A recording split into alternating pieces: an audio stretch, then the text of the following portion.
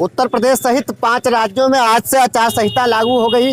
अभी कुछ ही देर पूर्व इलेक्शन कमीशन की बैठक हुई थी, पीसी हुई थी। प्रेस कॉन्फ्रेंस में साफ तौर से चुनावी तारीखों का ऐलान किया गया। इसके साथ ही आज से ही आचार संहिता को लागू कर दिया गया, जिसके बाद पीलीभीत का स्थानीय प्रशासन लगातार अपनी तैयारियां शुरू कर चुका है। आपको बता दें, बीसलपुर नगर पालिका प्रशासन के द्वारा लगातार जो होर्डिंगे हैं, बैनर हैं, प्रचार सामग्री हैं, उनको कब्जे में लिया जा रहा है, उनको हटाया जा रहा है।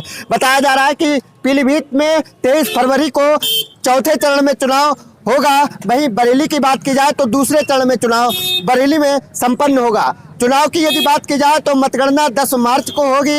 इसी के साथ ही 7 चरणों में चुनाव संपन्न कराया जाएगा। इस बार 24 लाख मतदाता और ज़्यादा बढ़े हैं। इसी के साथ ही यदि पीलीभीत की बात की जाए तो लगातार जो दावेदार हैं उनकी बड़ी संख्या थी।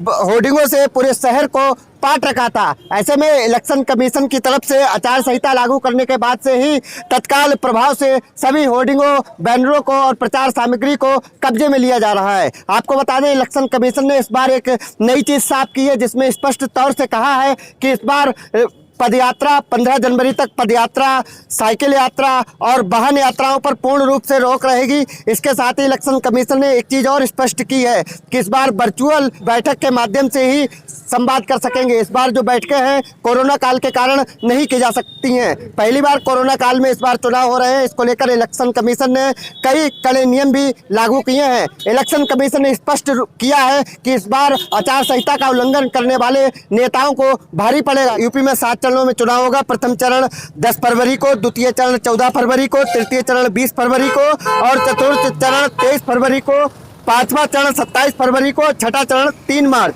और 7वां चरण 7 मार्च के साथ समाप्त हो जाएगा। और इसके बाद 10 मार्च को मतगणना होगी। आपको बता दें, चुनाव को लेकर जो तैयारियां हैं वो तेज हो चुकी हैं। 14 जनवरी से नामांकन शुरू हो जाएगा।